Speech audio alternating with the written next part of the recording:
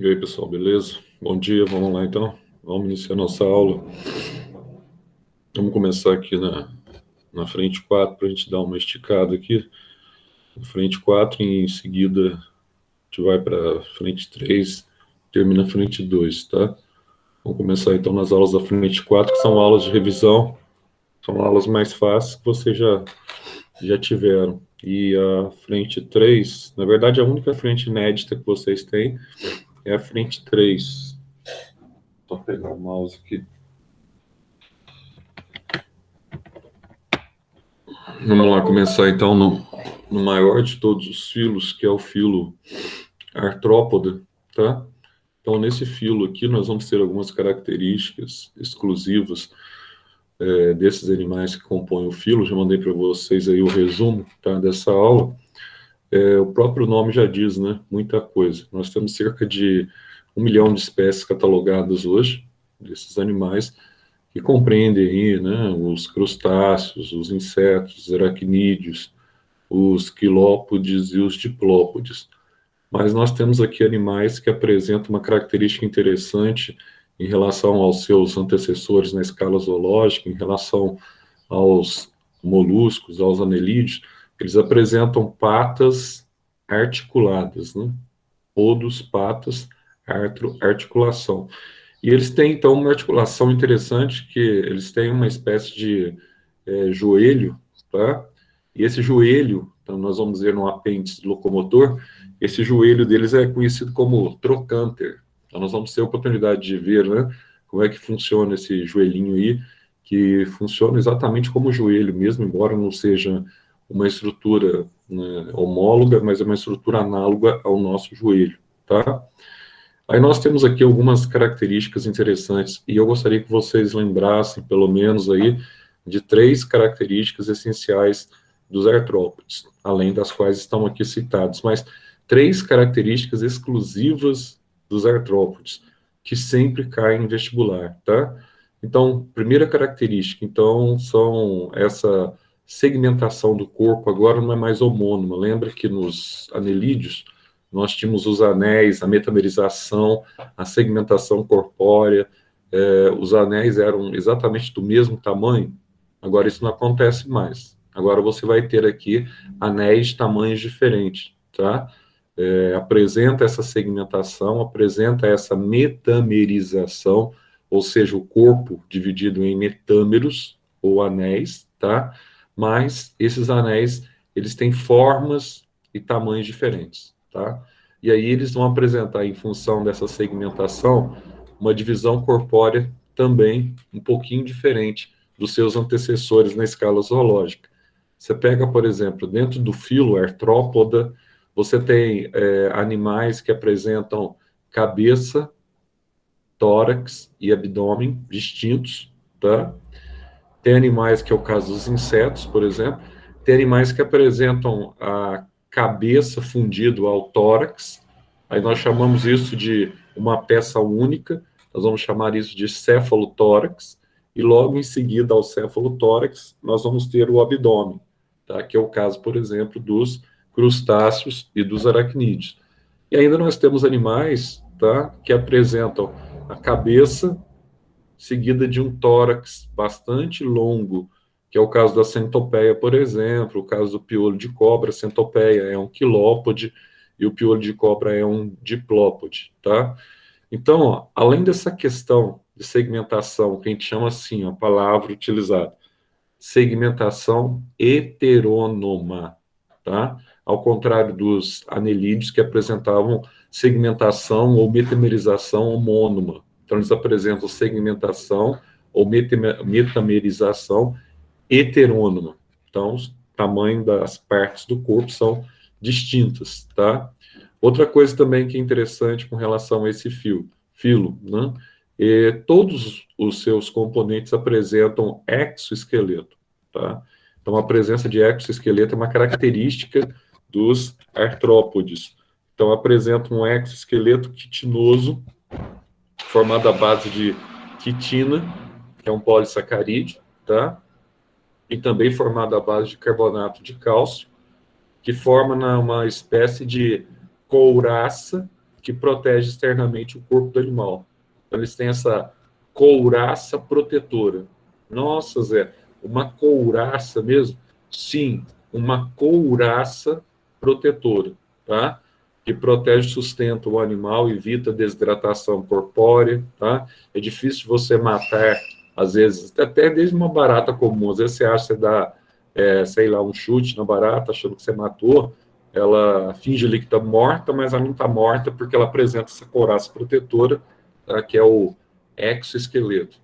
Bom, então, além do exoesqueleto, né, além da segmentação heterônoma, nós temos também um outro detalhe interessante com relação aos artrópodes. O que, Zé? O que é esse detalhe? Acabei de falar, foi o princípio fundamental da palavra artrópodes, que são os animais com patas articuladas. Lembre que três antecessores, os Platy, os Nema e os Anelídeos, que são vermiformes, eram animais rastejantes, não tinham patas articuladas, tá? No máximo, o que acontecia com os anelídeos poliquetos, que apresentavam os parapódios, que não eram patas, eram remos natatórios, tá? E para respiração também. E já os moluscos também eram animais rastejantes.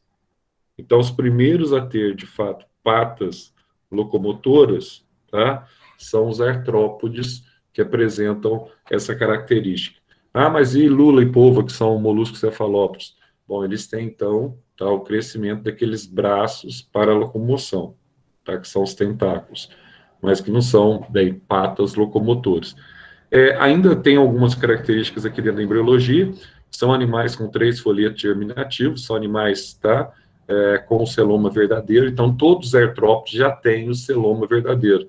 Então, até os nemateumintos, nós temos pseudocelomados. A partir dos moluscos e artrópodes, nós já temos, então, todos os animais que o sucedem na escala zoológica, eles apresentam a cavidade para a circulação do líquido corpóreo, tá?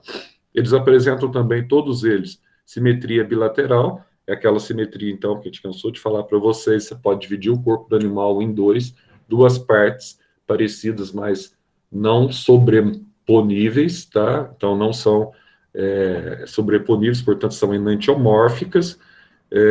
Nesse caso aqui, são animais protostômios, tá? Que o blastóporo forma primeiro a boca, para depois formar o ânus, tá? Então, portanto, eles são esquizocelomados, é o tipo de celoma que eles apresentam, ao contrário dos equinodermas, que vem logo em seguida, ao contrário dos equinodermas e dos cordados, que o blastóporo do embrião forma primeiro o ânus para depois formar a boca, que é o nosso caso, na nossa vida embrionária, que nós somos deuterostômios, tá? Então, aqui ele vai falar dessa segmentação corpórea que eu já falei, ele vai falar aqui dos nichos alimentares, e outra coisa, ele praticamente, você vai encontrar insetos, tá? Tanto no talassociclo, quanto no liminociclo, quanto que no epinociclo, ou seja, você vai encontrar insetos no biociclo marinho, de água doce e terrestre. Então, é um tipo de animal que ocupa todos os liminociclos, ou melhor dizendo, você vai encontrar artrópodes, né, de uma forma geral, embora tenha insetos que ocupem também essas condições, mas é mais comum os artrópodes, você vai encontrar nessa forma geral e de distribuição. E outro detalhe interessante que nós falamos aqui é a presença desse exoesqueleto formado à base de quitina e, em muitos casos, também de carbonato de cálcio, para conferir bastante robustez e para funcionar como uma couraça protetora, tá? Eles têm essa questão aqui da camuflagem, muitos insetos, eles nascem verde. Por que eles nascem verdes? Eles nascem verde para se confundir com as folhagens, para que eles fiquem escondidinhos do predador. Então, você olha para o inseto, ele é verde, e a folha também é verde, isso dificulta muitas vezes o predador identificá-lo. Então, é uma forma, tá, de camuflagem. Agora, tem também, em algumas circunstâncias, nós vamos ter a condição do mimetismo. Aí o mimetismo é a alteração de cor em função do ambiente, que acontece, por exemplo, com alguns cordados, como alguns peixes, como o camaleão, né? Você libera um hormônio conhecido como intermedina.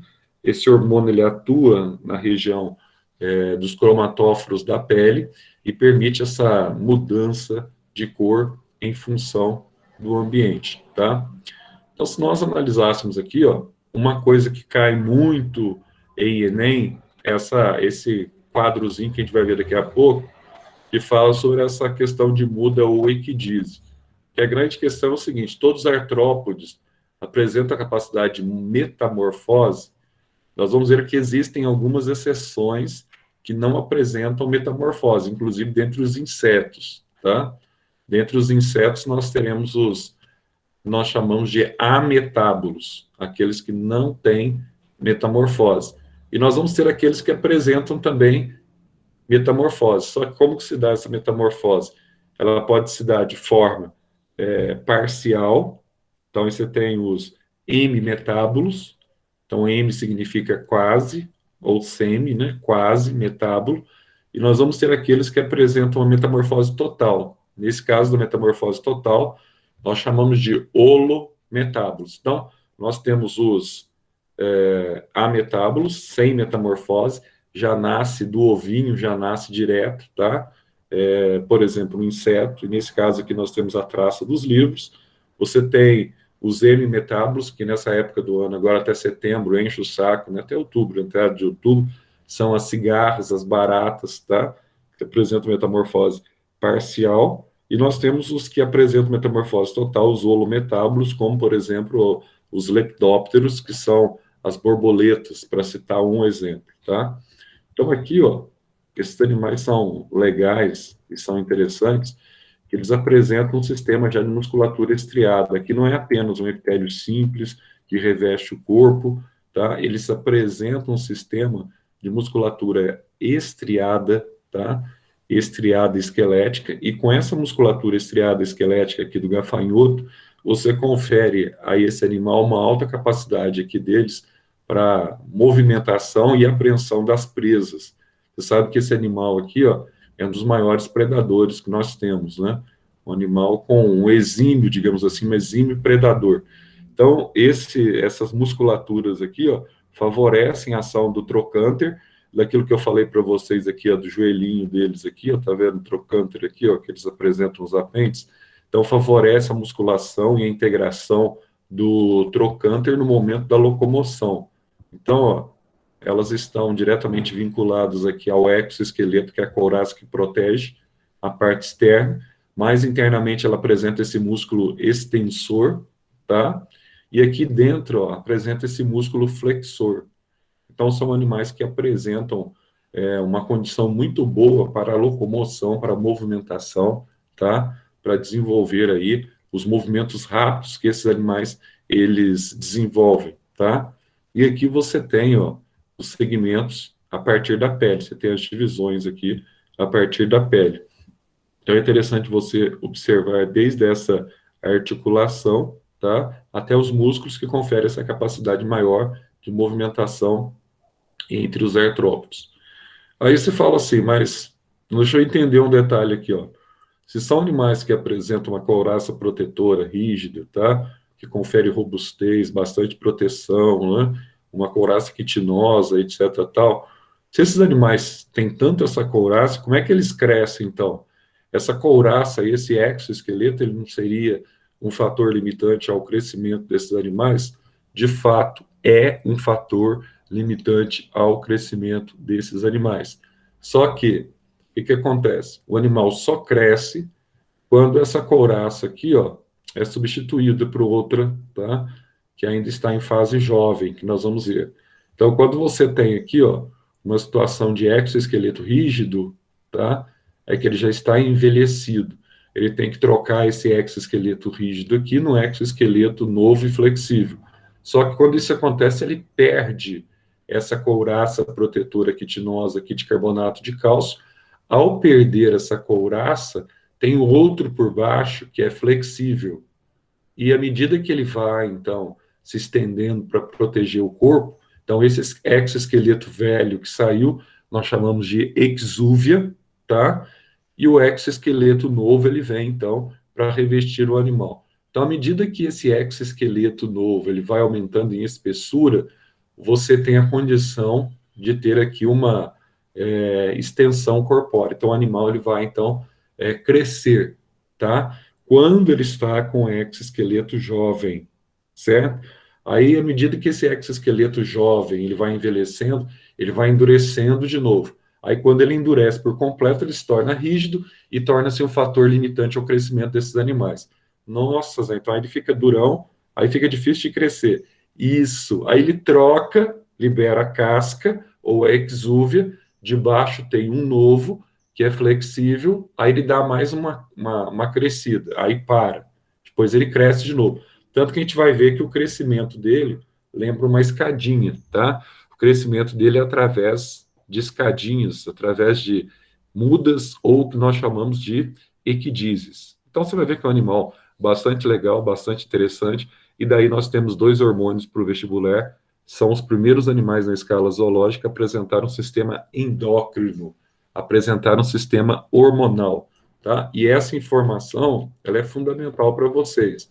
Então, eles são os primeiros animais a apresentarem um sistema hormonal, um sistema endócrino.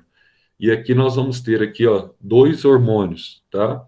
Nós vamos ter o hormônio conhecido como equidisona, e o hormônio conhecido como hormônio juvenil, também conhecido como neutenina, tá?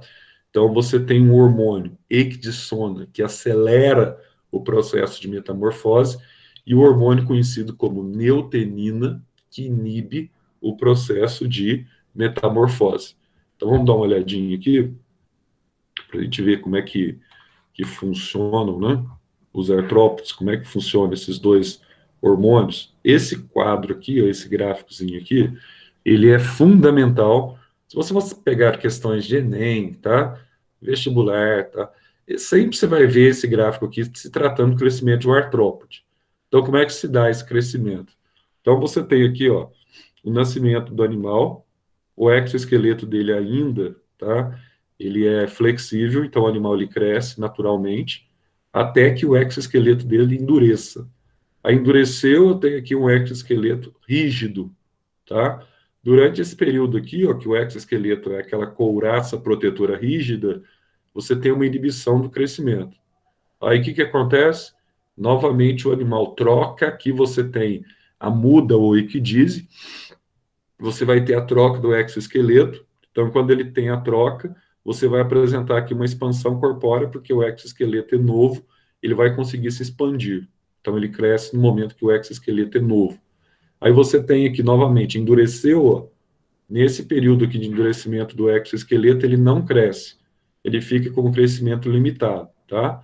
Aqui, idem, ó, trocou, muda ou equidise, mais uma vez ele vai fazer o que, Zé? Ele vai se expandir, ele vai crescer, até chegar nessa parte de cima aqui, ó, que ele fica novamente endurecido, tá? Nossa, ficou endurecido, Zé, ficou endurecido, e aqui também, tá? Ele está com exoesqueleto rígido, já está na fase terminal adulta dele. Outra coisa, quem comanda isso tudo aqui, então, aqueles dois hormônios que eu falei para vocês. O hormônio que acelera, tá, o exoesqueleto, esse hormônio que acelera o exoesqueleto, nós chamamos de equidisona, tá? Acelera a troca que nós temos aqui, ó, do exoesqueleto. E o hormônio que inibe essa troca é o hormônio que nós chamamos de juvenil ou neutenina, tá? Então, um estimula a muda, o outro inibe a muda. Assim como nós, acontece que nós temos hormônios antagônicos, por exemplo, nós temos adrenalina e acetilcolina, né, para citar um exemplo, um dispara o coração, o outro inibe o batimento cardíaco. Eles também têm essas questões hormonais aqui, de sistema hormônios antagônicos, tá? Hormônios com funções opostas. Então, nesse caso aqui, ó, uma das questões que cai em Enem hoje é aquela discussão, né? Você consegue manter um inseto durante a fase larval, durante a vida toda dele? Sim, é perfeitamente salutar e plausível que se mantenha um inseto durante a fase larval, durante toda a sua vida. Então, nesse caso aqui, ó, quando você mantém esse inseto durante a fase larval e durante a sua vida, nós temos então aqui, ó, fornecendo, ou nós temos um recurso que é fornecer o hormônio juvenil, tá, para a larva do inseto, que aí ele não sofre a metamorfose, tá ligado? Então, ó, se você fornecer no alimento do inseto o hormônio juvenil, e se a fase adulta, que é uma praga agrícola, por exemplo, em alguns casos, e a fase de larva ou lagarta, por exemplo, não provoca tantos problemas, você pode fornecer um produto químico que simule esse hormônio juvenil e o inseto, o ciclo vital dele é de 1 mês, 2 meses, 3 meses. Ele vai completar o ciclo vital dele sem sofrer metamorfose. Não esqueçam disso para o Enem, tá? Então, se você fornecer o hormônio inibidor da metamorfose junto à alimentação dele, ele fica na fase larval até o término do ciclo vital. Aí ele não passa para o processo da metamorfose. Aliás, isso é uma estratégia utilizada hoje em dia na agricultura, tá? E aqui, ó, você compara, então, o crescimento dos artrópodes com o crescimento dos demais animais. Ah, Zé, mas como é que eu estabeleço aqui essa comparação? Ó, se você pegar essa curva aqui, ó, da maioria dos animais, que a gente chama de curva sigmoide, tá? Então, o que acontece com essa curva sigmoide? Que pode ser o homem, por exemplo, ou animais que apresentam o endoesqueleto, tá? De uma forma geral. Então, o animal, ó, ele vai crescer de forma contínua até atingir uma certa idade na fase adulta, e a partir daqui, ó, que ele cresceu, ele teve esse crescimento de forma contínua, ele para esse crescimento, tá? Então, se fosse o homem, por exemplo, esse crescimento viria até aqui, ó, até os 21 anos. Então, cresceu de forma contínua até paralisar. Agora, se você pegar os artrópodes, não. Ele vai crescer através dos saltos, por causa da ação desses hormônios, ó, tá vendo? Você tem o crescimento aqui, ó, através dos saltos. Porque nesse ponto aqui, ó, você tem as mudas ou equidízes. E aqui você tem o exoesqueleto jovem, ele tem, então, o crescimento rápido, que é a expansão corpórea. E aqui fica parado do crescimento, porque ele está com o exoesqueleto rígido. Então, o crescimento é de escadinha, e esses dois gráficos aqui são muito comuns você se deparar com eles, tá? Em vestibulares. São gráficos bastante simples de você entender. Então, aqui vamos ver aqui a cabeça aqui de um mireápode, tá? Então, na cabeça dele aqui você vai ter alguns detalhes interessantes. Então, quem que são esses animais aqui, Zé? Isso aqui podia ser um gongolo, por exemplo, um piolho de cobra, tá? Nesse caso aqui, esses animais aqui, eles não são venenosos, ao contrário da centopeia, que apresentam forcípulas, guarde bem esse nome, forcípulas para inoculação do veneno. Esse aqui não, tá? Esse aqui é um animal mais tranquilo, ele só libera uma substância meio acinzentada, mas não apresenta veneno, não. Eles são dípteros, como a gente vai ver, eles têm 2 antenas, tá? E aqui, ó, nos 3 primeiros segmentos corpóreos, eles vão apresentar aqui, ó, essa primeira pernazinha aqui extra, tá? Agora, já nos outros segmentos corpóreos, eles apresentam apenas um par de patas. A gente vai ver aqui como é que se dá a classe deles primeiro. Então, nós vamos estudar aqui as 4 classes. Ah, mas quem são essas 5 classes, aliás? Quem são essas 5 classes? Nós temos os quilópodes ou diplópodes, tá? E aqui você vai ter aqui, ó, os quilópodes. Então, aqueles primeiros lá são os diplópodes, e aqui nós vamos ter os quilópodes. Então, a diferença é que aqui você tem essa estrutura aqui, ó, a forcípula na cabeça deles, que são glândulas inoculadoras de veneno, tá? Esse nome aqui, ó, Scolocriptus denticalos, é a famosa centopeia, é aquela que tem, né, vários pés. É interessante mencionar para vocês que quando nós falamos em mireápodes, nós estamos envolvendo aqui tanto os quilópodes, que nós vimos anteriormente ali, quanto os diplópodes, tá? Nós estamos envolvendo os dois, que têm várias patas. Só que a subclassificação deles, você tem, então, o xilópoda, que é o anterior, e aqui você tem, então, a centopeia, que compreende, tá? O xilópoda aqui, que é a centopeia, e você tem o anterior, que é o diplópoda, que são, tá?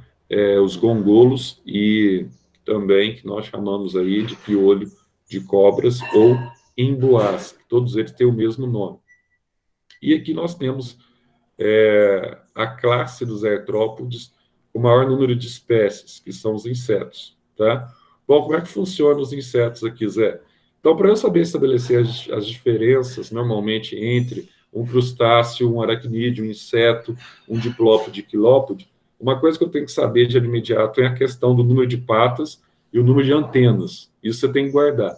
Então, quando a gente fala em diplópode e quilópode, eu sei que eles são díceros porque eles apresentam duas antenas. Isso eu não posso esquecer, tá? Além de serem díceros, eles apresentam várias patas por segmentação corpórea. Apresenta a cabeça e um tórax longo ocupado por várias patas. Então, a gente chama de mil patas, né? Mireápodes. Então, são várias patas ao longo do corpo. Agora, aqui não. Nesse caso aqui, ó, eu tenho que guardar um detalhe aqui, tenho que guardar um detalhe bastante importante. Qual detalhe é esse? Bom, primeiro detalhe bastante importante aqui, ó, nesse caso. Esses animais aqui, ó, também como os demais, eles são portadores da fase larval, tá? E ao longo da extensão corpórea aqui, ó, nós vamos ter aqui a região que se desenvolve a cabeça, que é essa região meio roxinha aqui, ó, essa região meio amarela aqui, que é a região que vai desenvolver o tórax, e toda essa região aqui, ó, que vai desenvolver a região do abdômen do animal. Você está vendo que toda essa região ela apresenta segmentação do corpo, e os anéis aqui, ó, eles são anéis de tamanhos diferentes, daí o nome de segmentação heterônoma, tá? Então, Zé, quantas antenas eles têm? Eles têm apenas duas antenas. Eles têm duas antenas. Então, quer dizer que, quando nós falamos dos insetos, eles são díceros, né? Sim, eles são díceros e apresentam o corpo dividido em três porções. Cabeça distinta, aí ele apresenta o tórax, tá? E aqui ele apresenta a terceira porção, que é o cefalotórax. Nossa, Zé. E essas asas aqui, ó. Nesse caso aqui, as asas iniciam na porção anterior, que são as tegmas, tá? Aqui, Zé, olha que detalhe interessante.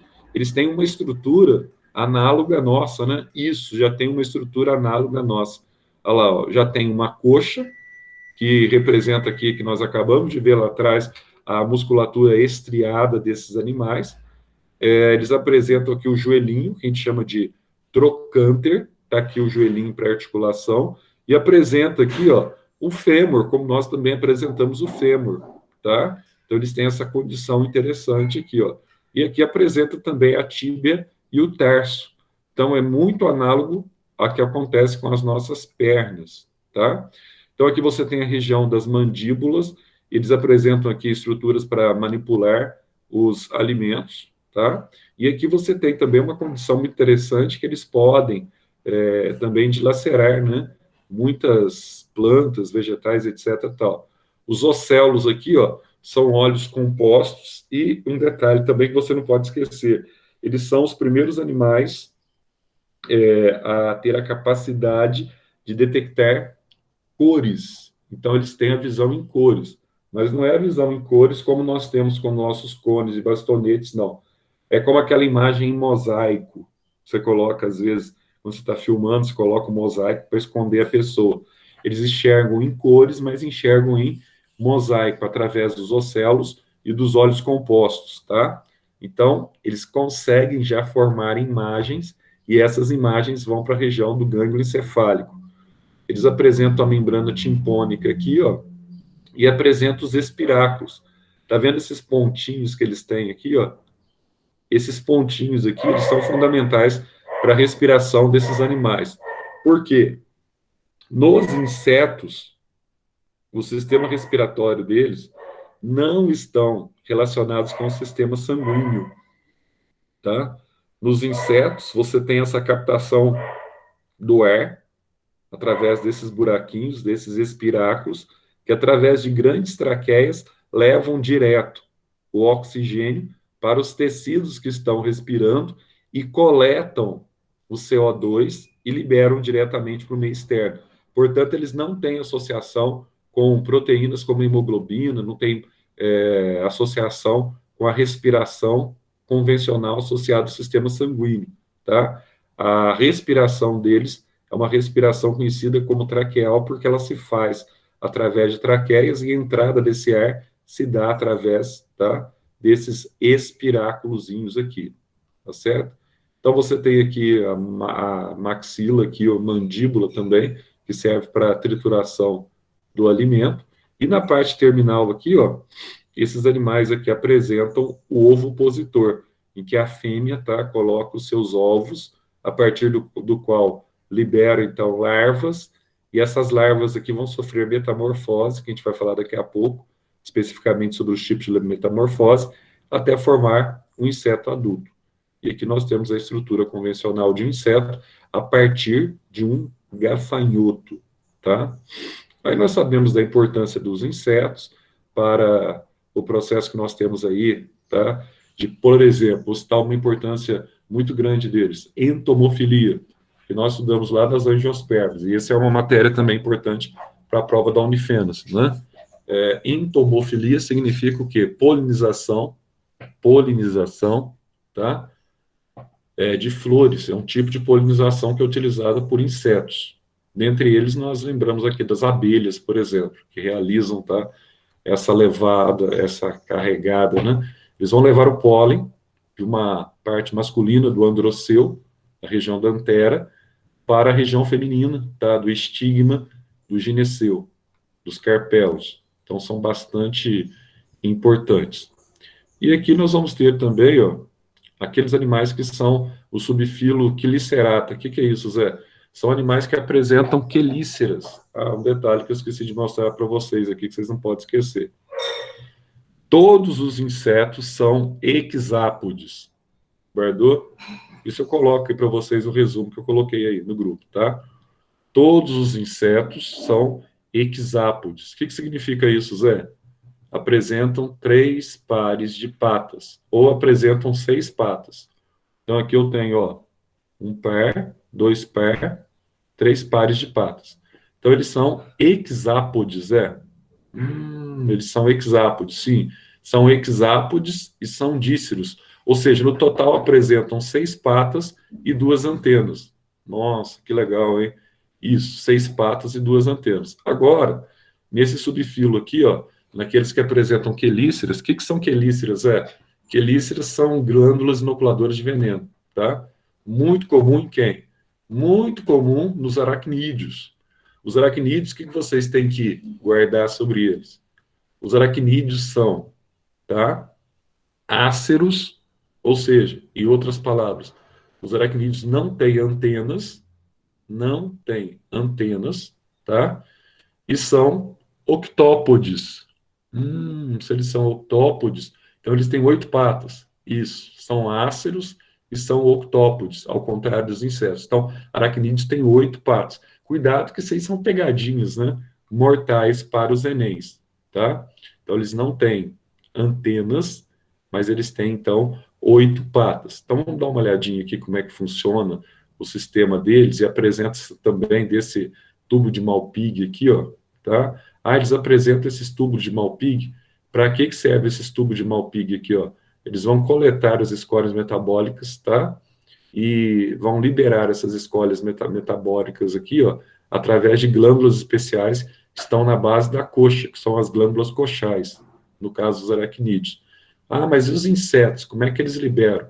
Os insetos, eles fazem xixi pelo ânus, tá? Então, eles apresentam também essa região do tubo de Malpighi, só que o tubo de Malpighi está ligado ao intestino.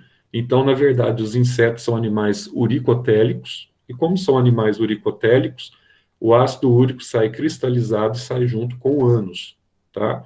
Eles não têm um poro excretor. Já no caso aqui dos nossos amiguinhos aqui, aracnídeos, eles apresentam um poro excretor, que são as glândulas na base da coxa, são as glândulas coxais, tá?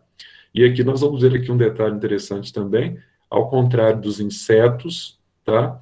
Você vai ter aqui, ó, um detalhe diferente.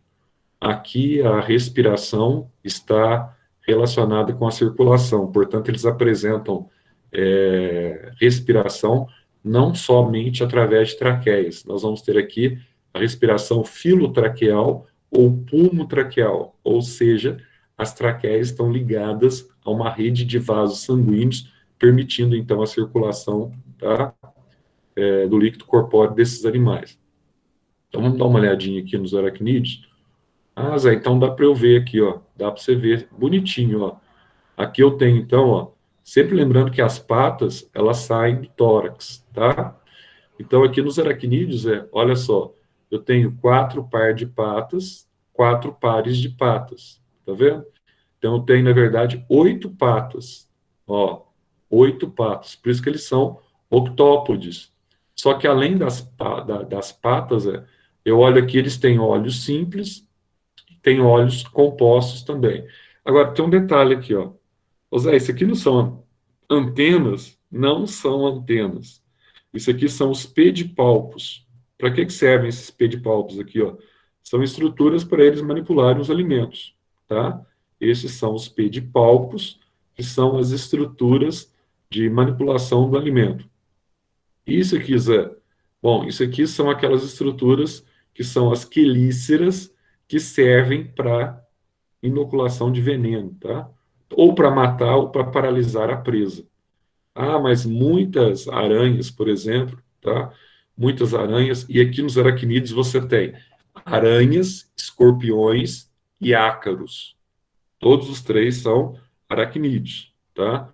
A diferença é que o escorpião ele não tem quelícera, ele tem os pedipalpos mais desenvolvidos aqui, tá? E na parte terminal ele tem o telso e tem um aguilhão caudal, onde ele inocula o veneno na presa, tá?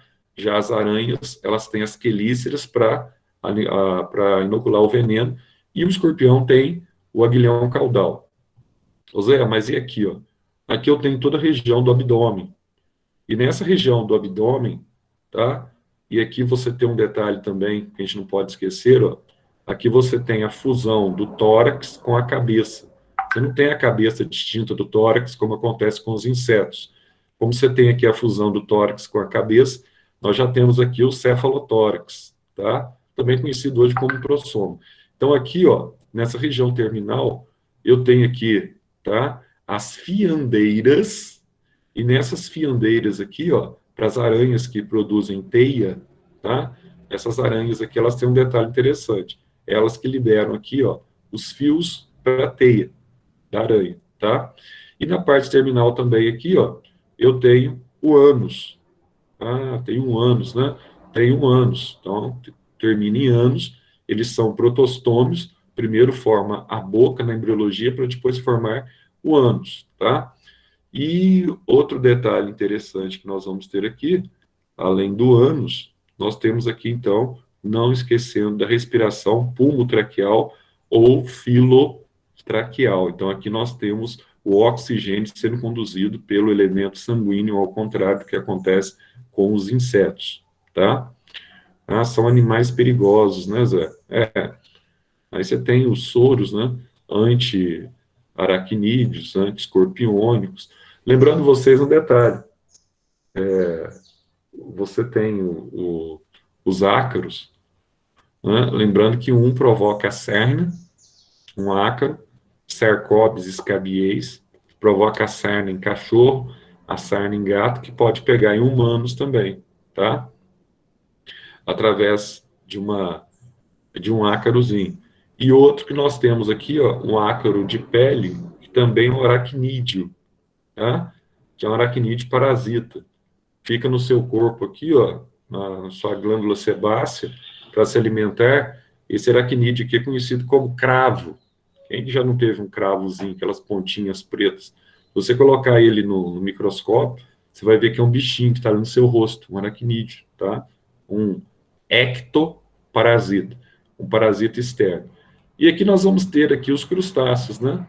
Quando a gente fala dos crustáceos, a gente lembra muito nesse aqui, ó, os camarões.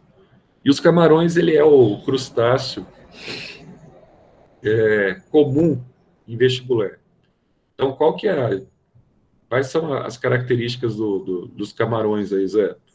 Bom, a primeira característica dele que é assim como os aracnídeos, eles têm o cefalotórax, tá vendo aí, ó?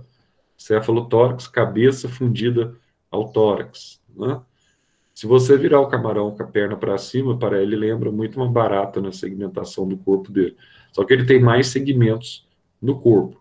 Então aqui você tem a cabeça e o tórax fundido, tá? E um detalhe que você não pode esquecer, eles apresentam 4 antenas. Eles são tetráceros. Opa, eles são tetráceros, é. Isso, eles são tetráceros, com 4 antenas, tá? Tem os olhos compostos também. E aqui ele tem, daqui a pouco eu vou falar sobre o sistema digestório deles, mas eles apresentam o sistema digestório através de um molinete gástrico, né? Isso é legal porque é um estômago mastigador que esses animais apresentam. Com relação aos segmentos corpóreos, nós temos aqui, ó, 10 segmentos de locomoção, pelo menos os segmentos que partem do tórax, tá vendo aqui, ó? Nós chamamos eles de pereópodes, tá aqui, ó, do tórax. São 10, 5 de cada lado, 5 pares, tá?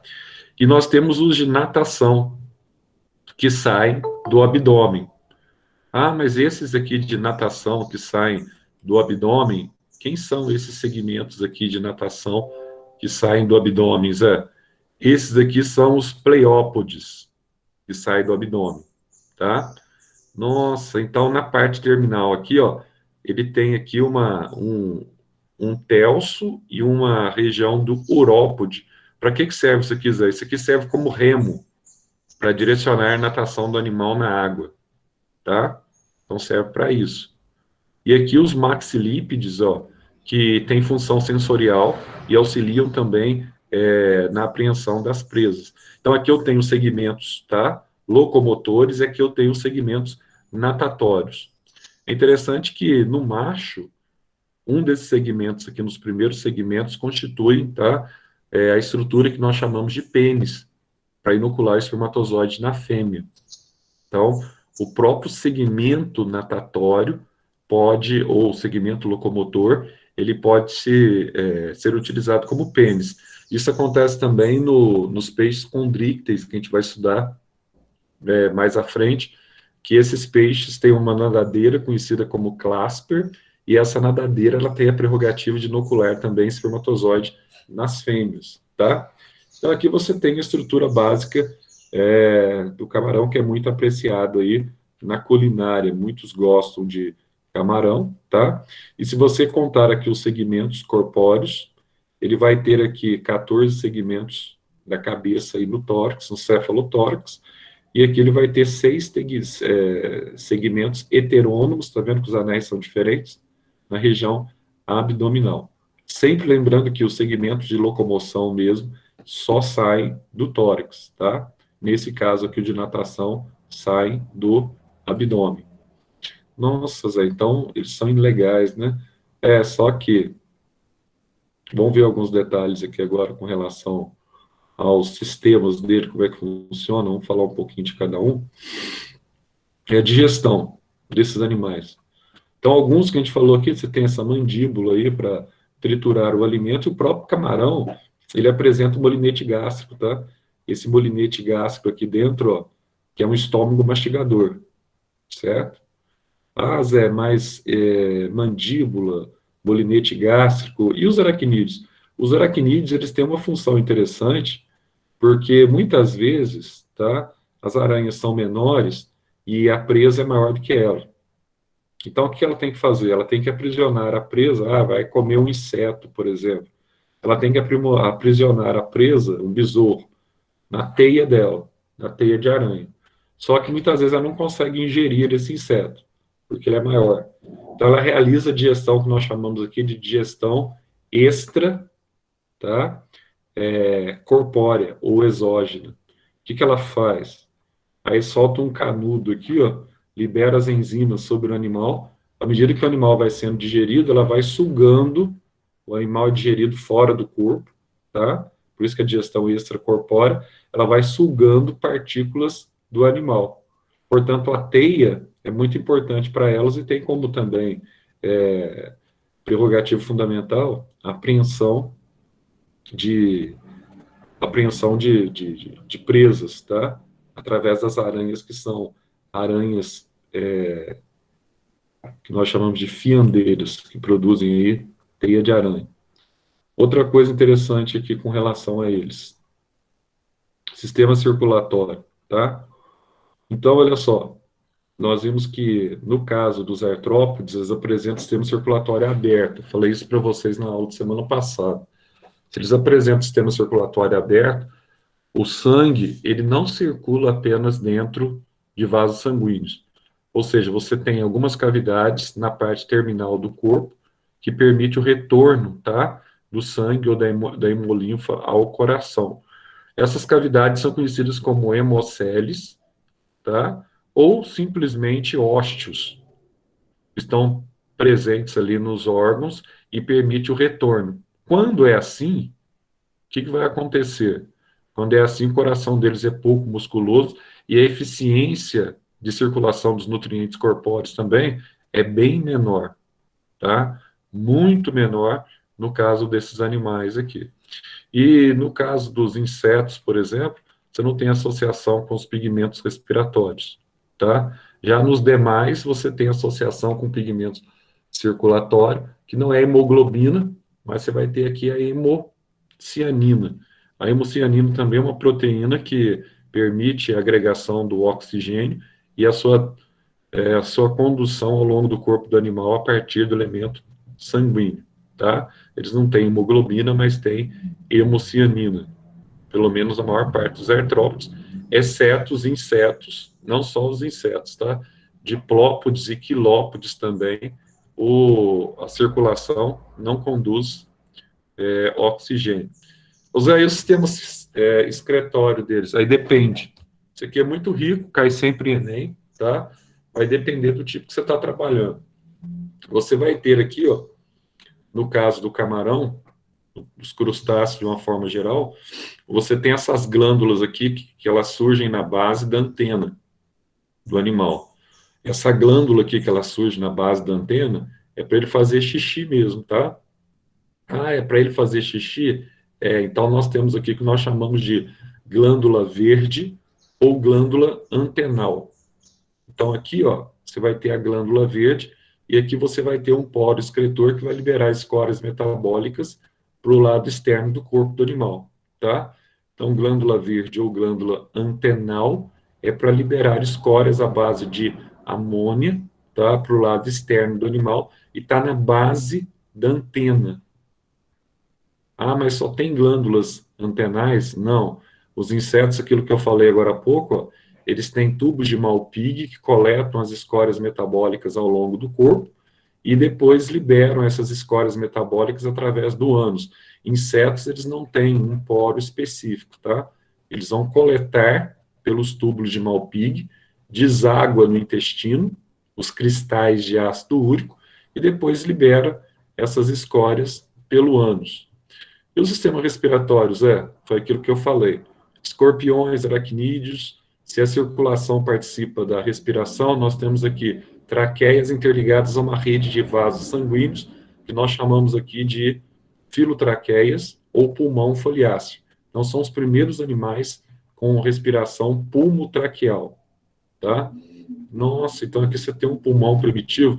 Sim, eu tenho um pulmão primitivo, tá? E um detalhe também, você tem essas regiões aqui de captação do ar, que são conhecidas como espiráculos. Já os insetos, você tem, então, os diplópodes e os quilópodes, a respiração exclusivamente traqueal, sem a participação de vasos sanguíneos, tá? Como você não tem a participação de vasos sanguíneos, o ar entra e vai direto à região do tecido para oxigenar o tecido. Então, nós falamos também que você tem aqui os músculos fixados ao exoesqueleto, e essa musculatura estriada esquelética que é bem interessante, tá? Porque confere, além de maior fortalecimento, maior locomoção, confere maior proteção a esses animais, tá? E principalmente no caso dos insetos aqui, ó, que são estruturas que apresentam asas muito parecidas com uma estrutura, são análogas às aves, das aves e dos mamíferos aqui, dos morcegos, tá? Então, são animais que têm uma condição de musculatura muito desenvolvida que também favorece o voo, favorece a condição que eles apresentam, que é a condição do voo. Com relação aos tipos de metamorfose, é aquilo que nós falamos. Antes, o sistema nervoso dele é um sistema nervoso sensitivo ganglionar, tá? Eles são capazes de detectar a presença, inclusive, de estímulos luminosos, além de estímulos mecânicos, químicos e sonoros, eles ouvem. Tem aquela membrana timpânica que eu mostrei para vocês, tá? Eles têm essa capacidade aqui de detectar também estímulos visuais. Nós falamos a questão dos olhos simples, dos olhos compostos, tá? Que são essa capacidade de detectar luz e formar imagens, tá? Em mosaico, não são imagens definidas como nós definimos. Então, eles conseguem enxergar em mosaico e conseguem já detectar cores, tá? Com relação à reprodução, você tem alguns insetos, por exemplo, que não realizam metamorfose, que é o caso daquela tracinha que fura o livro, né? Traça do livro. Aqui no caso, ó, o ovo eclode já libera a fase jovem, a fase jovem cresce e já forma o inseto adulto, após mudanças aí sucessivas. Nós temos os hemimetábolos, que apresentam metamorfose parcial. Aqui ele está te mostrando a questão do gafanhoto, podia ser a cigarra também, tá? Aqui eu tenho o ovo, do ovo eclodem as ninfas, essas ninfas aqui têm um estágio de ninfa móvel, depois ela fica no estágio de ninfa estática, tá? Depois ela libera o exoesqueleto terminal, a exúvia, e forma aqui um adulto que carrega a imagem original do pai, que nós chamamos de imago, ou seja, a imagem do pai, tá? As cigarras, que cai muito em Enem, inclusive, até um detalhe interessante, né? Tem espécies que são anuais e tem espécies que são bianuais. Então, as espécies, por exemplo, bianuais, a fase larval dela fica 2 anos sugando a seiva orgânica na raiz das árvores, a partir do floema, tá? Ah, ela está sugando as seivas, sim, está sugando a seiva. Aí, o que vai acontecer com elas? Bom, depois de 2 anos, ela sofre esse processo inicial de metamorfose aqui, ó. Aí ela vai sair do solo e vai subir, tá? Lá na árvore, lá na parte de cima da árvore. Ela fica cantando lá, macho, para atrair a fêmea para a cópula. Essa fase adulta dela demora exatamente 1 mês, que é a fase que ela tem, tá? Para liberar os ovos e para formar o inseto adulto. Aí, dos ovos, ela forma o inseto adulto. Aí, esse inseto adulto, que é a fêmea no ovo positor, coloca os ovos, dos ovos eclodem larva, essa aqui ela vai morrer 1 mês depois, aí desce as larvas pelo tronco da árvore e vai para a raiz de novo, onde ela vai ficar de 1 a 2 anos. Então, às vezes você tem nessas cigarras bianuais, elas aparecem a cada 2 anos, né? Aí você escuta aquele canto de cigarro que enche o saco. Nos locais que tem bastante vegetação, você vai ver essas cigarras aqui bastante presentes. Agora, aquelas que ficam 2 anos debaixo do solo, elas vêm de 2 em 2 anos apenas, a fase adulta. E um detalhe, provoca um prejuízo danado, né? Cigarra no cafezal, meu filho, vai absorver muita seiva orgânica, que vai refletir na frutificação menor da planta, tá? E aqui nós temos os holometábolos, que é o caso dos leptópteros aqui, o caso da borboleta. Então, só para você ter uma noção, né? Aqui você tem todos os estágios da metamorfose. A borboleta colocou o seu ovinho, do ovinho saiu aqui, ó, a larva, que ela evolui aqui para lagarta, tá? Aqui você tem o famoso mandarová ou mandrová, muitas vezes que você morre de medo, né? Quando você vê, e tem algumas espécies de mandrová mesmo, da lagarta, que elas são venenosas, tá? Então, você vê sempre em determinadas épocas do ano, né? Essa fase aqui de lagarta, tá?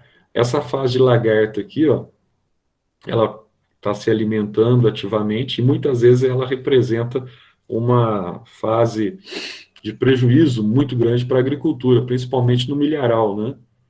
Aí você tinha aquele pessoal mais antigo que, quando tinha uma infestação de lagarta no milho, chamava uma pessoa que era o uma pessoa lá para benzer, chamava assim, para benzer, para desaparecer as lagartas do milho. Acontece que normalmente a fase delas aqui de ação é de em torno de 14 dias, tá? Então, olha só, o que que eles faziam? O cara ia lá, benzia, você pagava o cara, em 14 dias ela arrebenta com o milho, né? Mas aí, depois de 14 dias, o cara falava assim, daqui 2 semanas você não vai ter mais nenhuma lagarta, vai sumir toda. O benzimento, ele se estende, a eficácia dele para 2 semanas, né? Aí chegava em 2 semanas, o agricultor ia lá e falava, nossa, não tem mais nenhuma mesmo. Claro, todas elas já tinham se tornado borboleta, tá? E o povo acreditava, era uma crendice popular para chamar o benzedor para benzer aqui as lagartas, tá? Isso foi muito difundido. Hoje, a agricultura, ela tem, então, os agrotóxicos, os inseticidas que você já coloca desde o início na plantação mesmo, quando ela vai comer aqui, ela já morre porque tem um organofosforado aqui no milho, tá? Ou você pulveriza posteriormente para você matar essas lagartas aqui, ó, senão ela acaba com o cartucho do milho e destrói toda a sua plantação. Depois dessa fase de lagarta aqui, ó, ela vai ficar na fase estática ou móvel, que é a fase que nós chamamos de pupa ou casulo, tá?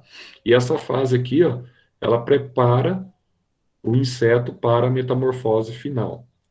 Ah, e se eu resolver ajudar a metamorfose a abrir o casulo, ele morre. E essa metamorfose final tem que acontecer no tempo certo dele, tá? Aí dessa pupa ou casulo aqui, ó, vai sair o que nós chamamos aqui de borboleta, que é um inseto adulto.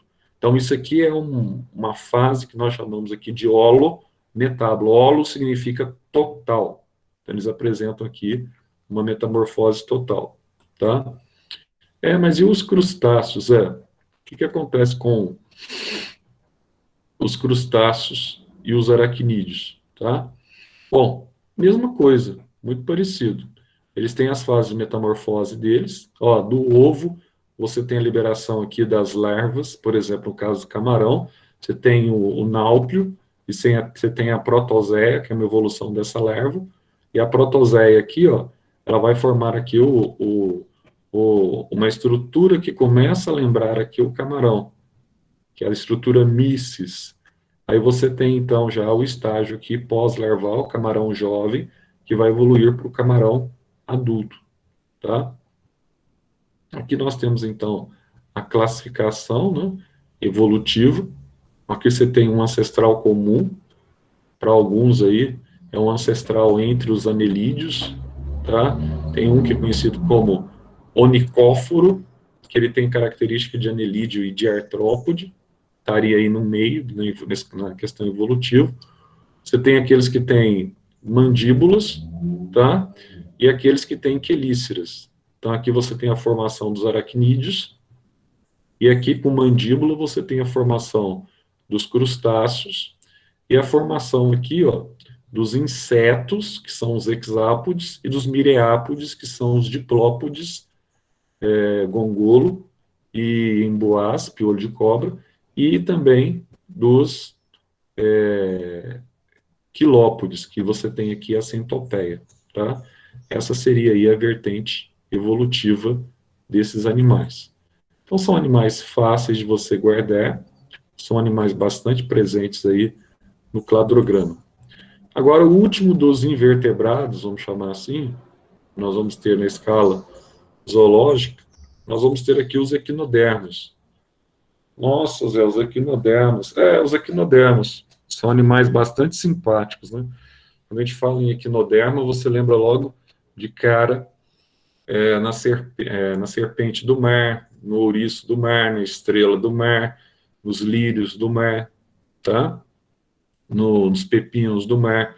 Então, nós vamos ter 5 classes de equinodermas que vocês devem saber. Aliás, equinodermas também, assim como os demais invertebrados, sempre foi uma constante nas provas da Unifenas e sempre é uma constante nas provas do Enem, tá? Então, nós vamos ter aqui os crinoides, os asteroides, os ofiuroides, os holoturoides, tá? E nós vamos ter aqui os equinoides. São 5. Eu tenho que saber? Tem que saber. Você pegar questões hoje, tipo do vestibular aí de janeiro da FUVEST, tá? São questões bastante legais nesse sentido. Então, olha só, esses animais aqui, uma coisa interessante que a gente já tem que começar a falar, são os animais com parentesco mais próximo dos cordados.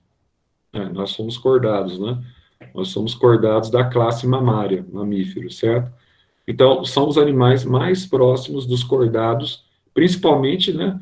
Tanto dos protocordados, aqueles que ainda não têm crânio nem coluna vertebral, quanto dos cordados vertebrados, que nós já temos vértebras, crânio, tá? E por ter vértebras, nós vamos ter então a coluna vertebral, tá? Então, Zé, deixa eu entender aqui, ó, nesse filo aqui, ó, equinoderma, tá? Nós temos aqui um parentesco evolutivo importante? Temos.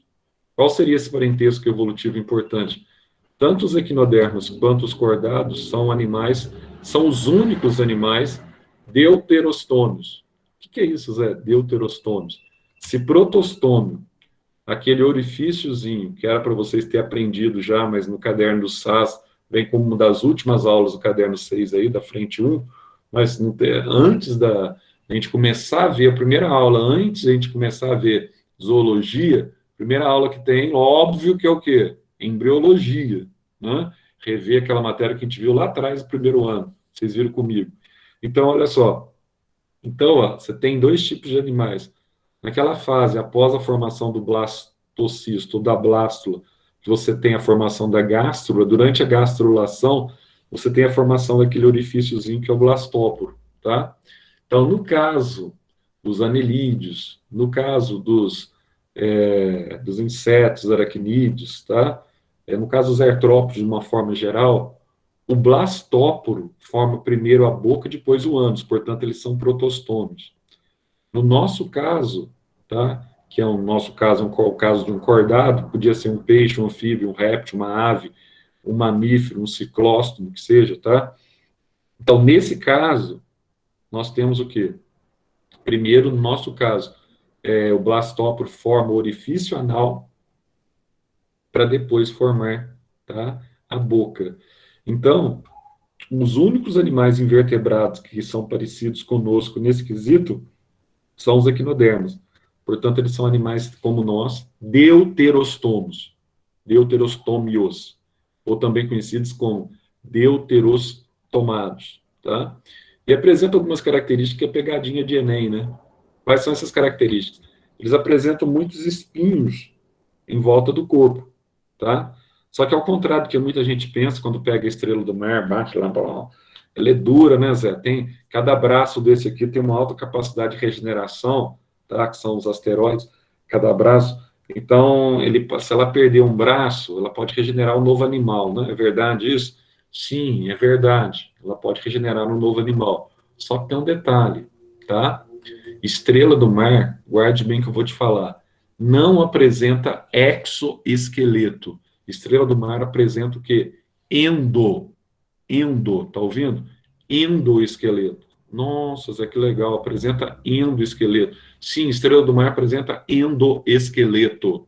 Então essa pegadinha aqui, eu não posso cair nessa pegadinha, né, Zé? Não pode cair nessa pegadinha, tá? Daqui a pouco eu falo da bolachinha da praia. Então, vamos dar uma olhada aqui em algumas características gerais deles. Então, ó, nos protostômios, eles são esquizocelomados, lembra que eu falei agora há pouco?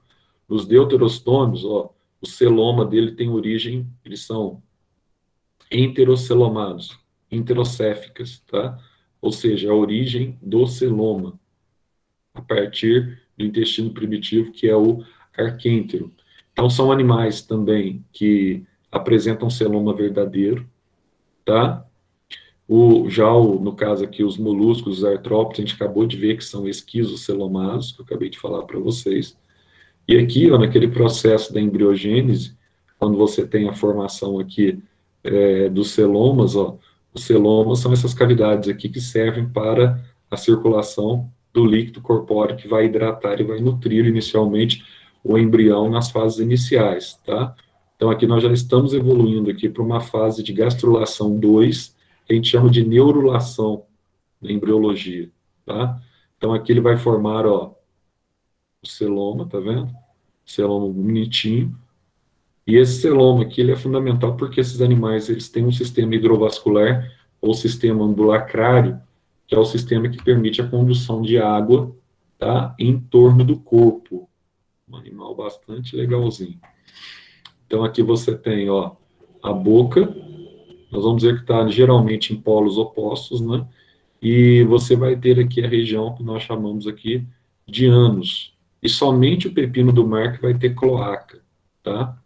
Aí vai falar que eu acabei de falar para vocês que o blastóporo forma primeiro o ânus. Tá vendo aqui, ó?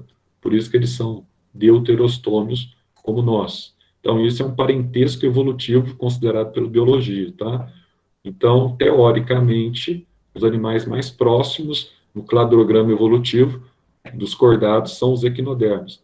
E aqui também, ó, embora tenha os espinhos, embora pareça que ele tem, então, um exoesqueleto, não é exoesqueleto, ele tem um endoesqueleto. Aqui você tem as classificações desses animais aqui. Zé, dá para eu ver cada classificação aqui? Dá para você ver, ó. Aqui você tem a estrela do mar, que é um asteroide. Tá vendo aqui, ó, estrela do mar, asteroide. Aqui eu tenho o ouriço do mar, Zé. Isso, você vai ter o ouriço do mar, que é um equinoide. Nesse ouriço do mar aqui, ó, você vai ter um sistema bucal mastigador, né? Aqui você tem os secos gástricos, que eu coloco para vocês no resumo aí. E aqui você tem um sistema bucal mastigador. Como é que chama esse sistema bucal mastigador aqui, Zé? Sistema bucal mastigador, ele é conhecido como lanterna de Aristóteles. Nossa, que legal, Zé. Então, é um sistema bucal mastigador, lanterna de Aristóteles. Sim. Aqui eu vou ter, ó, os lírios, né? Isso. Aqui, ó, tem os lírios do mar. Durante muito tempo, até o final do século XIX, o pessoal via aqui nos oceanos, achava que eles eram plantas, né? Por isso que até colocaram o nome de lírios. Na verdade, não tem nada a ver, são animais, tá? São equinodermos fixos. Se estabelecem aqui de forma séssil ou fixo. Aqui você vai ter o famoso pepino, aqui, ó, que é um holoturoide. Você tem o pepino do mar. Ele lembra um pepino mesmo, a forma dele, ó, tá? E aqui você tem, ó, a famosa serpente do mar, ó. Ela tem cada braço dessa aqui, tem 5 braços. Cada braço é ligado a uma placa central. E esses braços aqui lembram o movimento de uma serpente. Então, eles são os famosos ofiuroides, tá? Um detalhe que você não pode esquecer. Todos os equinodermos apresentam a simetria radial. Ou seja, você pegar a estrela aqui, ó, se eu cortar a estrela, com uma única exceção, tá? Você tem que saber exatamente a exceção. Se eu cortar a estrela nesse sentido aqui, ó, você tem duas metades não sobreponíveis.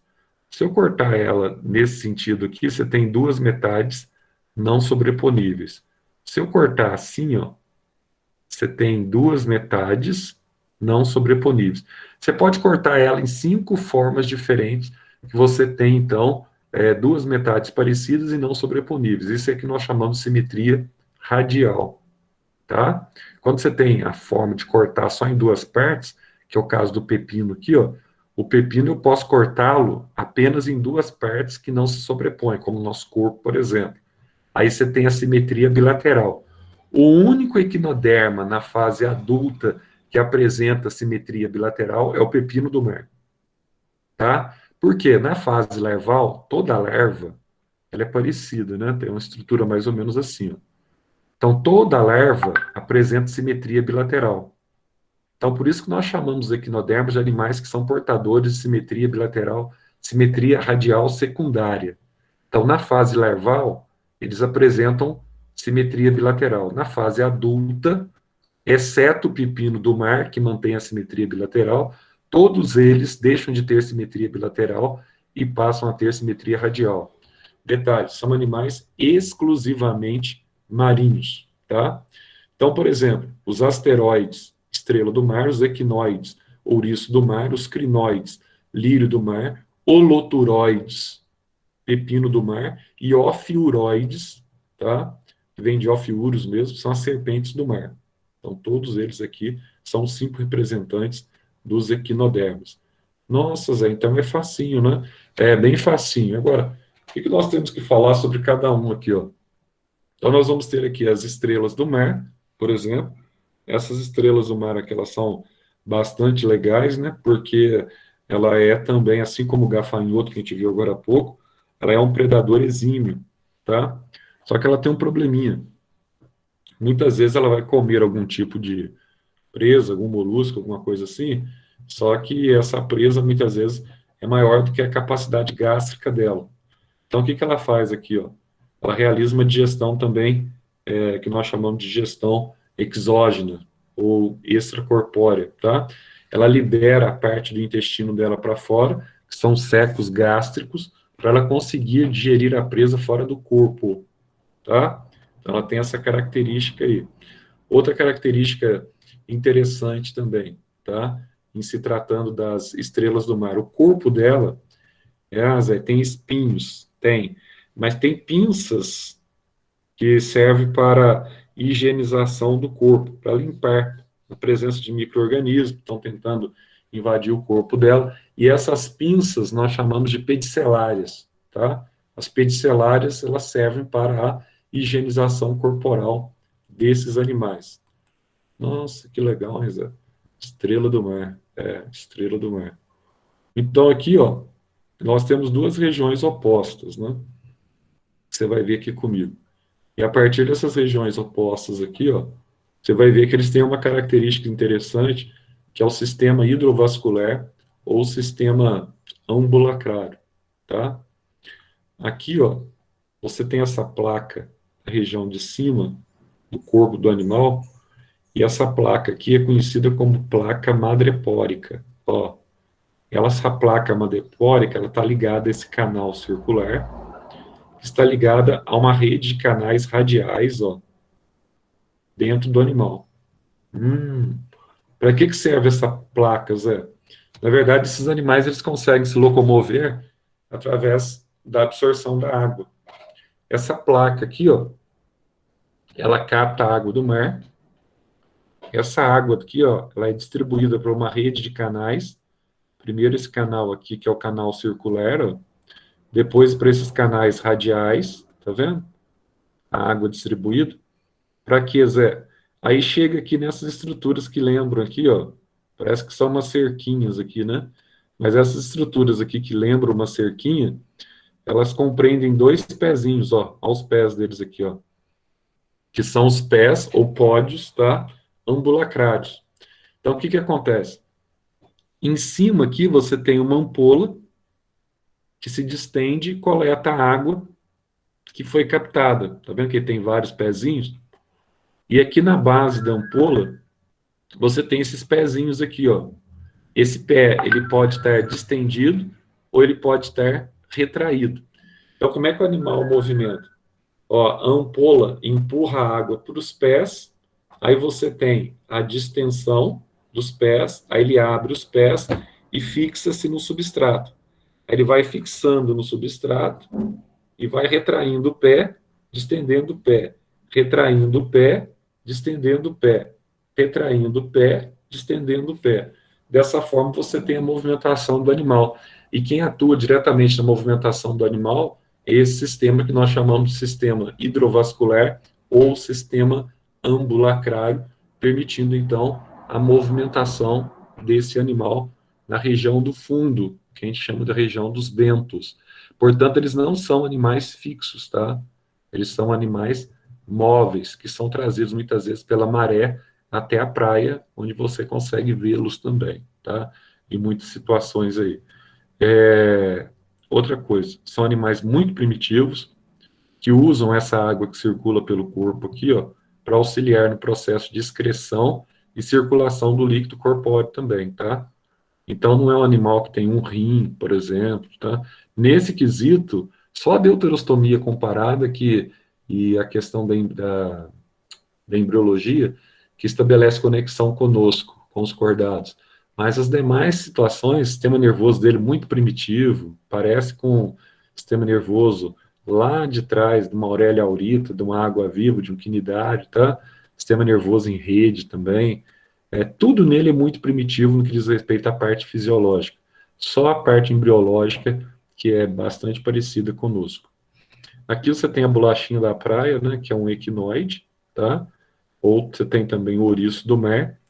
O que destaca aqui nesse equinoide aqui, vamos ver se ele vai mostrar aqui para vocês, vamos ver se vai ter aqui. Ele vai ter todo o sistema ambulacrário também, aqui você está vendo as pedicelárias, as verdes, ó. Aliás, aqui são os espinhos, as pedicelárias rosas aqui, ó, que serve para limpar a extensão do corpo. Aqui você tem a boca, tem sim, ó, lá dentro da boca, ó, você tem um aparelho bucal mastigador, ó. E esse aparelho bucal mastigador é conhecido como lanterna de Aristóteles, que serve para triturar o alimento ingerido pelo equinodermo, tá? Uma coisa interessante, ó, normalmente, com exceção do lírio do mar, normalmente você tem aqui, ó, o ânus sai para cima, ó, e a boca, ela fica nessa região de baixo aqui, ó, tá? Então nós temos essa condição aqui, ó, boca para baixo e ânus para cima do animal, tá? Com exceção do lírio do mar, você tem uma situação no lírio do mar, não sei se vai ter desenho aqui, mas tem a situação da prosopígia, que tanto a boca quanto o ânus ficam para cima, tá? Mas nos demais, aqui, ó, aqui você tem o lírio do mar, e ele não vai nem apresentar desenho aqui, infelizmente, tá? Do lírio do mar.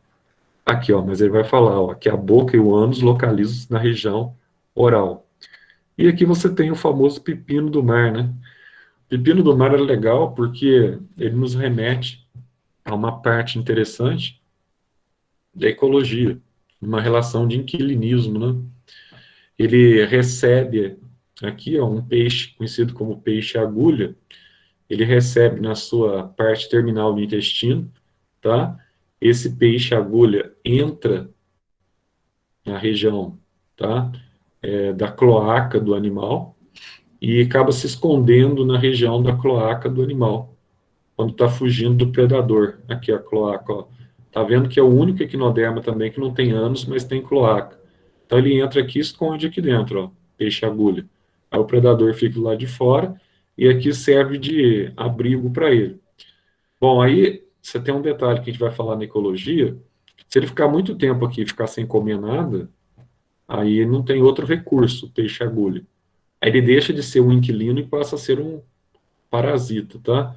Aí ele começa a comer a cloaca do animal por dentro. Aí deixa de ser uma relação que acontece muito em provas da FUVEST, deixa de ter uma relação de inquilinismo e passa a ter uma relação de parasitismo, tá? Então esse é um dos grandes desafios dele aí. E o corpo aí é um corpo normal, como os demais equinodermos. Aqui eu tenho a serpente do mar. A serpente, ela tem um detalhe interessante, que normalmente, tá, a maior parte das serpentes, elas não apresentam ânus, apresentam a boca. Então, a boca tanto serve para entrada como para saída de resíduos alimentares, tá? Normalmente, tem exceções, mas só que tem um problema. Esses animais aqui, ó, tá vendo aqui, ó, esse movimento em torno da placa aqui, ó, aquilo que eu falei anteriormente, ó, parece que você tem aqui serpentes mesmo, por isso que deram o nome deles de serpentes, mas não tem nada a ver com serpentes. Outra coisa, não existe, pegadinha também, não existe equinoderma de água doce, tá? Todos eles são marinhos, não existe equinoderma de água doce. Então aqui nós temos o sistema que eu já expliquei para vocês, que é o sistema ambulacrário ou hidrovascular, ou sistema aquífero, que permite então a movimentação através dessas ampolas e desses pezinhos ambulacrários, tá?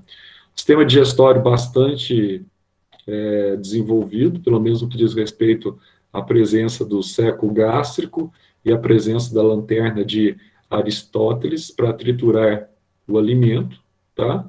E aqui ele vai falar sobre isso, inclusive mostrando que nós acabamos de mostrar lá no caso do ouriço do mar, tá? E aqui, ó, que nós falamos para vocês também que é importante para vestibular, tanto os crinoides humanos e a boca desemboca na região, que já falou também, na mesma região do corpo, na região de cima, tá? Eles não têm coração, não existe um sistema circulatório assim definido, desenvolvido, tá?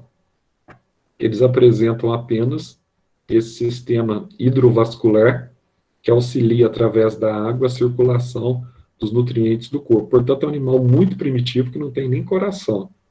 Os antecessores dele na escala zoológica já são bem mais desenvolvidos que eles, tá?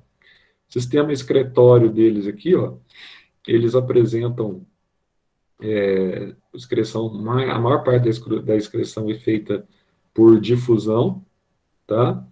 Em alguns casos, as brânquias respiratórias também auxiliam o processo, tá? Mas, basicamente, as escórias metabólicas saem junto com a água, os elementos são fagocitados pelos amebós, então parece muito com os espongiários, nesse quesito, e saem junto com a água, tá? As toxinas, que são, então, a água que é movimentada pelo sistema hidrovascular. A respiração é branquial, então eles têm brânquias, que são aquelas extensões que realizam a hematose, e a hematose é para oxigenar exatamente o quê? O sangue. E aqui, ó, sistema nervoso. Sistema nervoso altamente primitivo, tá? Eles não têm um gânglio central, tá? Não apresentam gânglios, não tem o cérebro. Então, é uma rede de sensibilidade e distribuição de estímulos nervosos ao longo do corpo, tá? Que são receptores aí ao redor da boca e dos pés ambulacrais. Então, eles têm apenas uma sensibilidade, eles têm apenas um ato reflexo simples, eles não conseguem desenvolver ato reflexo composto. Com relação à reprodução, é legal porque eles têm alta capacidade de regeneração, né? Falei no início da aula, eles conseguem, por exemplo, perder um braço lá da estrela do mar, e a partir desse braço você tem a regeneração de um novo animal, tá? E aqui tem esse processo aqui que você não pode esquecer para Enem, conhecido como autotomia ou heteromorfose. Isso aqui acontece também com o crustáceo, tá? Com o tipo de artrópode, que é o crustáceo. O que acontece na autotomia e na heteromorfose? A autotomia é a capacidade que você tem quando ele está sendo perseguido por um predador, ele consegue amputar uma parte do corpo, tá? Ah, se o predador mordeu uma perna dele, ele consegue amputar aquela perna. Isso é muito comum também em lagartixa, a questão da cauda, tá? E mesmo depois de amputado, posteriormente ele pode regenerar um novo braço. Ele perdeu, ou perna, como queira chamar aí, tá? Os crustáceos, além da autotomia, da autoamputação, eles têm a capacidade, por exemplo, se eles perderem uma estrutura complexa, como o olho do crustáceo, que é muito comum ser atacado por predador, tá? O camarão, por exemplo, vai lá e come o olho do camarão, né? Aí ele consegue regenerar uma antena no lugar do olho para preencher aquele local. Ele não consegue regenerar o novo olho, porque o olho é uma estrutura complexa, mas ele consegue regenerar, tá? É uma outra estrutura ali para não ficar o espaço ali do olho, tá? Aí você tem o que a gente chama de heteromorfose. Você regenerar uma parte diferente daquela que se perdeu. Agora aqui não, aqui ele trabalha mais com regeneração simples e autoamputação, tá? E um detalhe, se você fragmentar uma estrela, por exemplo, as 5 partes dela, cada parte dela é capaz de formar uma nova estrela, tá? Com relação à reprodução desses animais aqui, ó, nós vamos ter um detalhe interessante, que eles são animais dioicos, tá?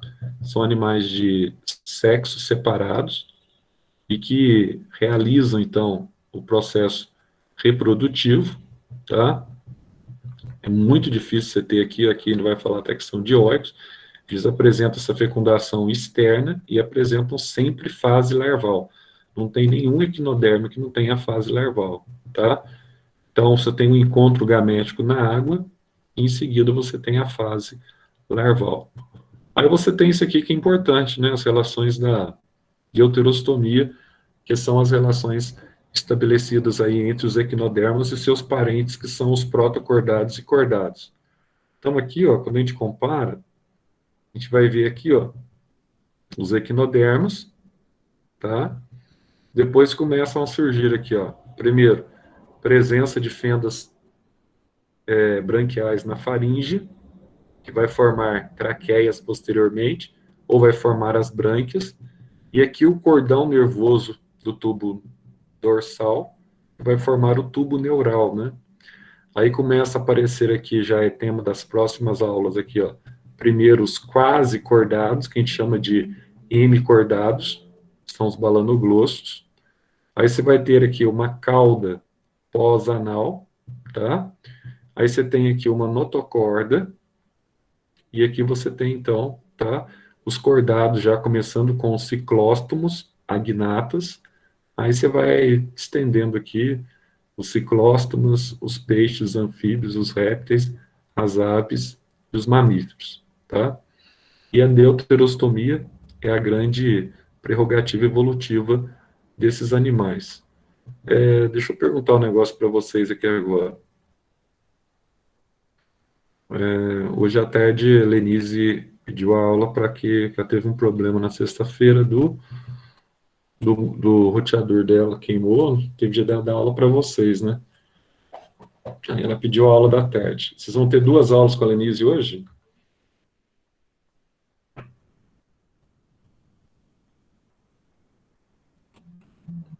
Zé, não sei, ela não falou nada, ela só falou que ia usar seu horário.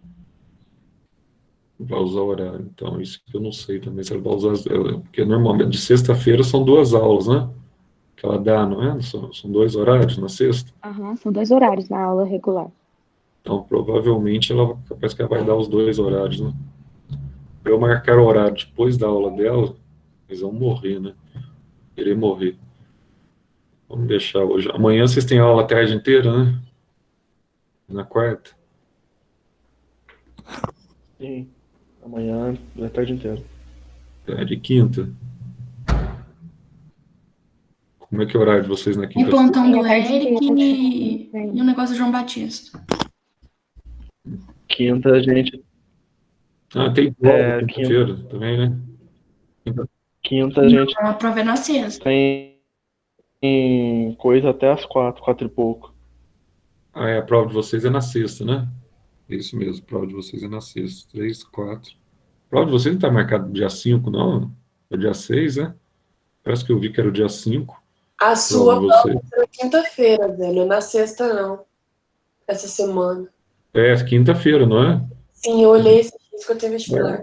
Parece que a minha é da Lenise, não é isso?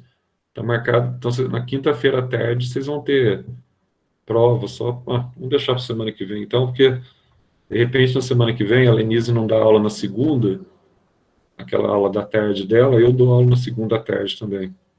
Tá? Para não ter que perder, porque senão depois na sexta-feira eu tenho prova também, mas eu tenho prova com o 9º ano. Aí eles ficam perguntando, às vezes, algumas coisinhas na hora da prova, fica meio desesperado, então, para eu estar dando aula e estar respondendo os questionamentos deles, fica difícil. Então, deixa para a semana que vem mesmo, então, deixa ela dar aula hoje, marcado depois do horário dela, vai ficar meio puxado para vocês. Semana que vem a gente vê se a gente dá aula na segunda e na terça, então, tá? Então, beleza, pessoal. Eu volto com vocês na semana que vem, mas está tranquilo. Caderno 6 de Química, também a gente deve começar logo, já talvez semana que vem. Mas o caderno 6 de Química é muito tranquilo, viu? A matéria mesmo, só tem uma aula de estequiometria, a matéria mais pesada de Química mesmo nós já vimos. Agora é mais Química ambiental, é mais aquela parte de poluição, tá? Que é tranquilo, que a gente vai ver também na biologia, na ecologia. Então está tudo sob controle, né? Então vamos caminhando. Até mais, então. Até na próxima segunda. Aliás, até quinta-feira, né? Quinta-feira eu já tinha até programado a prova de vocês, eu vi que eu cometi um erro aqui, porque na verdade, dessa vez não são 4 questões, são 6 questões, né? Minha e 6 questões da Lenise. Vou só mudar aqui para 6 questões. Mas era aquele esquema nosso lá na quinta-feira. Não, são 4, ué. Não, parece que são 6 agora. São 12 questões. Quando foi minha, do Eric e da Ana, aí foram 4 questões, aí dão 12, né? Aí, no caso, só quando são 2, minha e da Lenise, Aí parece que são 6 questões para cada professor. Tem que dar 12 questões, parece. Bom, isso foi o que o Vanderlei passou na época. Agora, não sei se mudou de novo. Mas são 6 e 6. É isso mesmo. Então, até mais. Tchau, tchau. Tchau, Zé. Obrigada. Falou.